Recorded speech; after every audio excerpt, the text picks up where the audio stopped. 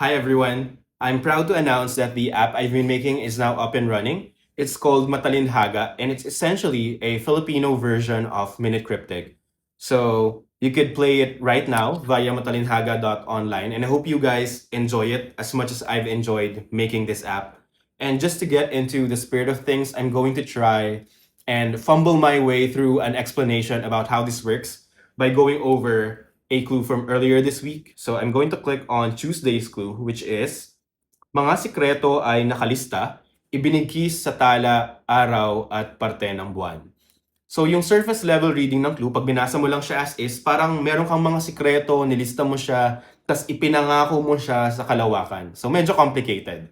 Pero yung thing about cryptic crosswords ay palaging naka-obscure kung ano yung definition. And yung definition natin, yung kahulugan, nasa simula or nasa dulo lang yan ng clue. So kailangan mo i-figure out nasang side kaya ng clue yung definition. So i-click natin, i-reveal natin kung nasan yung kahulugan gamit yung hints.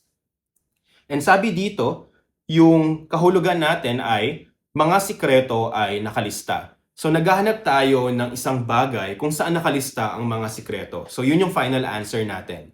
And you could think of things which pertain to this, pero if hindi mo alam, pwede ka pang mag-rely on the other words. So, mag-rely tayo dun sa wordplay. So, paano tong wordplay na to? Tingnan natin kung ano yung mga sangkap at ano yung mga hudyat. So, i-reveal natin sila both.